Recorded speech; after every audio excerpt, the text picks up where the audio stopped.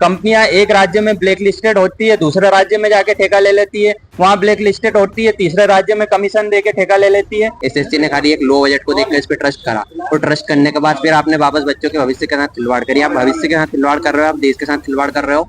कहीं किसी बच्चे का जो है वो उसका जो राजस्थान उसका होम टाउन है, तो उसको आप अंडमान निकोबार में उसको एग्जाम्स कंडक्ट हो रही है, सर्वर पहले ही खराब हो डाउन हो जा रहा है, 15 मिनट पहले बच्चे का वो लॉग आउट हो जा रहा है, आपके माउस देख रहे हैं तो वो खराब है। नमस्कार, मैं हूं नमन मटके और आप देख रहे हैं नवभारत टाइम्स। यदि बात करें तो दिल्ली और अलग अलग जगह पर जो छात्रों के प्रदर्शन हो रहे हैं, चूंकि एसएससी में अनियमितता को लेकर लगातार छात्र जो है मैदान में है और यही कारण है कि लगातार पूरे देश भर में जो है छात्र प्रदर्शन करते नजर आ रहे हैं।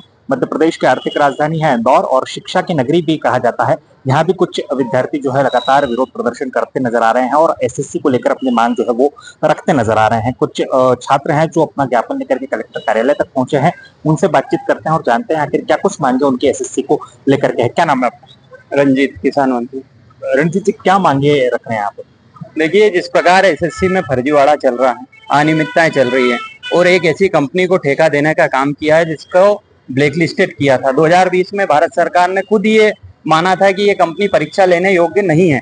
2023 में मध्य प्रदेश में इसने ठेका लिया, पटवारी भर्ती में घोटाला हुआ, आप सबको पता है। उसके बाद इसको वहां पर ठेका दिया गया है, उसका हम विरोध कर रहे हैं।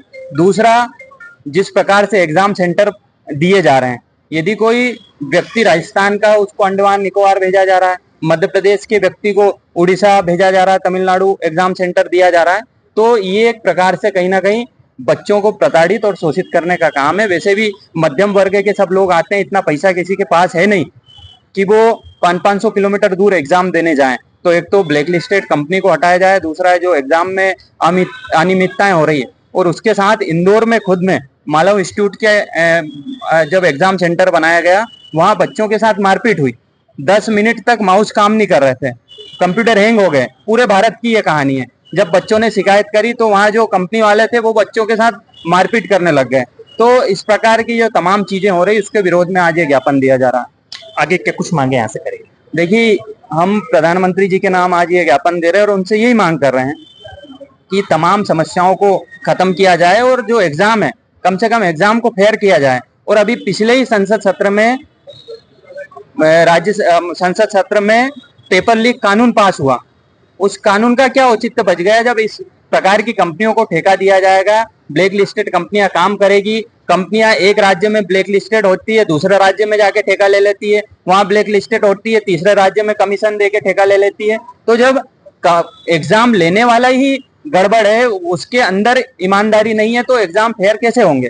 यही मांग कर रहे हैं कि तत्काल ऐसी कंपनियों को ब्लैक लिस्टेड किया जाए और केवल एक राज्य से नहीं। यदि किसी कंपनी ने मध्य प्रदेश में गड़बड़ करी तो फिर उसको आजीवन बैन होना चाहिए।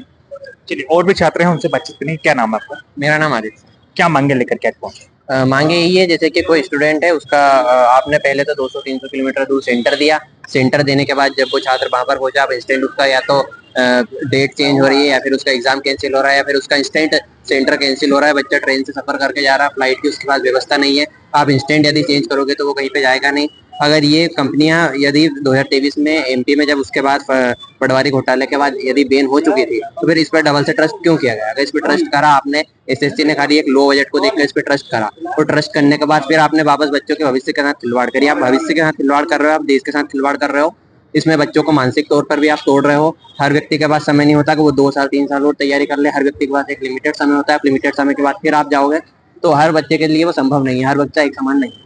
चलिए, क्या मांगे हैं? पूरे देश भर में आप लोग प्रदर्शन कर रहे हैं। सर, हमारी मांगे यही है कि जो एक शिक्षकगण है, शिक्षकगण ने बच्चों की मांग के लिए 1 तारीख को जो एक बच्चों के लिए किया था दिल्ली में, डीओपीटी मिनिस्टर जो जितेंद्र सिंह है, उनसे मिलने के लिए समय मांगा था। उन पर लाठीचार्ज किया गया और उन्होंने सामान्य जो बातें हैं कि बच्चों के लिए मांग करने गए थे कि जो भी एग्जाम में चीजें हो रही है, अनफेयर हो रहा है, तो उसमें ट्रांसपेरेंसी होना चाहिए। बच्चों को जो सेंटर दिया जा रहा है, सबसे बड़ी समस्या है कि बच्चा जब तैयारी करता है, चीजें करता है, जब उसका सेंटर 800-900 किलोमीटर दूर आता है तो वो माइंड से पूरा जो एक उसने तैयारी की है, तैयारी में ये समस्या आ जाती है कि यार मेरे को 900 किलोमीटर पेपर देने जाना है। अब वहाँ पे जाना, रुकना, चीजें करना, उसमें एक मिडिल क्लास का जो स्टूडेंट है वो किस प्रकार से व्यवस्थाएं करता है, किस प्रकार से क्या चीजें हैं। तो हमारी यही मांग है कि सबसे पहले तो अगर किसी बच्चे को सेंटर भी देना है तो आप उसी स्टेट में 100 से 200 किलोमीटर के दायरे में दिए जाए, उसको अन्य राज्यों में ना भेजा जाए। और जो कंपनी पहले से बैन है उसको टेंडर ना दिया जाए। जो टीसीएस जैसी कंपनी है जिन्होंने पहले सीजीएल और एसएससी की कई भर्तियां कराई है जहां पे कोई भी ऐसी अनियमितताएं नहीं आई है, तो ऐसी कंपनियों को दी जाए जिसके पास में प्रॉपर स्ट्रक्चर है और वो प्रॉपर एग्जाम कंडक्ट करवा सके, जिससे कि एग्जाम कैंसिल भी ना हो। क्योंकि विद्यार्थी 2 से 3 साल तैयारी करता है, पेपर देता है, फिर बाद में पता चलता है कि भर्ती ऐसी हुई है और वो पेपर कैंसिल हो जाता है, तो उस बच्चे का समय भी जाता है और पैसा भी जाता है। चलिए, तो और भी विद्यार्थी उनसे जानने की कोशिश करते हैं आखिर क्यों यहाँ पर पहुंचे आज विरोध प्रदर्शन। देखिए, सबसे पहले तो हम नीव पे धन्यवाद देना चाहेंगे जिन्हों के बैनर तले हम जो एसएससी की तैयारी कर रहे हैं स्टूडेंट, वो उन्होंने हमारी समस्याओं को समझा। इस देश की सबसे बड़ी समस्या है कि आज स्टूडेंट रोड पे है, सड़क जो शिक्षक हैं वो सड़क पर है, फिर भी उनकी समस्या सुनने के लिए कोई तैयार नहीं है। इसलिए आज पूरे देश भर में हमें जो ज्ञापन देना पड़ रहा है, शायद इसकी जरूरत ना पड़े, लेकिन एक विद्यार्थी को इसके लिए आना पड़ा तो देश को सोचना होगा, सरकारों को सोचना होगा।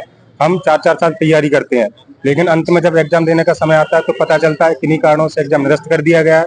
पता चल रहा है कि एग्जाम सेंटर पर जा रहे हैं तो स्टूडेंट्स के साथ जो वहाँ पे इन्विजिलेटर हैं उनके साथ स्टूडेंट के साथ मारपीट कर रहे हैं, जब उनकी बात नहीं सुनी जा रही है। हमको 800 किलोमीटर दूर सेंटर दे दिया जाता है। 800 किलोमीटर दूर, आप जरा सा सोचिए कि 800 किलोमीटर दूर एक निम्न मध्यम वर्गीय लड़का जाता है अपना किराया खर्च करके, और उसको वहां पता चलता है कि एग्जाम तो किन्हीं कारणों से निरस्त कर दिया जाएगा। ऐसे ही एक उदाहरण नहीं है, हम अपने मध्य प्रदेश में विगत कई वर्षों से देख रहे हैं। जैसे कि पटवारी एग्जाम हो गया, अब एक ही कॉलेज से 10-10 टॉपर निकाले जाते हैं, अंत में एक एकड़ बात को टाल दिया जाता है कि फाइल जल गई या रिकॉर्ड चला गया, सब सही है, तो हम इस बात का कैसे अंदाजा लगा सकते हैं।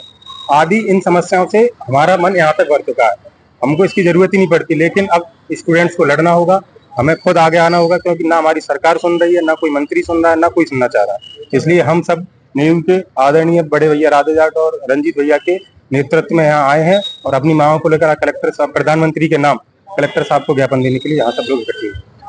देखिए, एसएससी को लेके ऐसी मांगे हैं कि जो एसएससी द्वारा जो इस बार जो टेंडर दिया गया वो एडुकेटी जैसी ब्लैक लिस्टेड संस्थाओं को दिया गया। पहले टीसीएस जैसी महत्वपूर्ण संस्थाएं होती थी जिनके एक अपना नाम था, एक प्रॉपर इंफ्रा था, लेकिन एडुकेटी के पास ना तो प्रॉपर इंफ्रा है ना कुछ है। उसके द्वारा आज देखिए, जब से एग्जाम्स हो रहे, कोई दिन सर्वर डाउन हो रहा है, कहीं किसी बच्चे का जो है वो उसका जो राजस्थान उसका होम टाउन है, तो उसको आप अंडमान निकोबार में उसको एग्जाम्स कंडक्ट हो रही है, सर्वर पहले ही खराब डाउन हो जा रहा है, 15 मिनट पहले बच्चे का वो लॉग आउट हो जा रहा है, आपके माउस देख रहे हैं तो वो खराब है, आपका नीचे भेजबंदी, इस तरह के एग्जामिनेशन सेंटर जो है एडुकेटी द्वारा दी जा रहे हैं। और ये 2020 से ही जो है सेंट्रल गवर्नमेंट ने इसको ब्लैक लिस्टेड किया था। मध्य प्रदेश में इसने पटवारी फर्जीवाड़ा घोटाला किया था, जिसको लेकर हमने एक बड़ा आंदोलन किया था। एमपी टेट में भी इसने किया था, महाराष्ट्र में भी एक एग्जाम्स में ऑलरेडी है। तो ये ब्लैक लिस्टेड कंपनी है। जब केंद्र सरकार 1 साल पहले ही कानून बना के करती कि हम कठोर से कठोर कानून ला रहे हैं, एग्जाम्स को नियमितता है, उसमें पेपर लीक फर्जीवाड़ा ना हो, लेकिन आप देख रहे हैं कि किस तरह से खुद केंद्र सरकार ही अपने किए हुए वादों से मुकर रही है। तो कहीं ना कहीं ये बहुत बड़ा फर्जीवाड़ा है। इसलिए हम चाहते हैं कि जो एडुकेटी जैसी से टेंडर ही हटे और जो टीसीएस जैसी जो संस्थाएं उन्हीं के द्वारा जो है टेंडर आगे लिए जाए, ताकि इस तरह के फर्जीवाड़े ना। और पूरे देश में एग्जाम्स रिफॉर्म्स को लेकर भी आज हमारा ज्ञापन कार्यक्रम यहाँ पर आए हैं। देखिए, आज ज्ञापन था, आज जंतर मंतर पर शिक्षक बैठे थे, आज उसी को सम्मान को लेकर के उनके ऊपर अभद्रता पुलिस द्वारा की गई थी, लाठी बरसाई गई थी टीचरों पे उन जंतर मंतर। मैं भी वहां भी था, किस तरह से टीचरों के साथ बदतमीजी की गई, उसी को लेकर आज पूरे प्रदेश में हम लोगों ने नेहरू के माध्यम से ये ज्ञापन कार्यक्रम रखा है। और आगे आज हमने सिर्फ एक सांकेतिक ज्ञापन कार्यक्रम है, आगे जो अगर इसी तरह से अगर इसमें गड़बड़ घोटाले चलते रहे तो एक देश में बड़ा आंदोलन युवाओं के द्वारा और शिक्षकों के द्वारा किया जाएगा। तो निश्चित तौर पर आपने देखा, इंदौर में जो है चुटकी छात्र एकत्रित हुए हैं और यहाँ से प्रधानमंत्री के नाम ज्ञापन जो है दिया जा रहा है और ये मांग की जा रही है कि छात्रों को जो समस्याएं आ रही है उनका तुरंत जो है समाधान होना चाहिए। इंदौर से नवभारत टाइम्स के लिए नमन।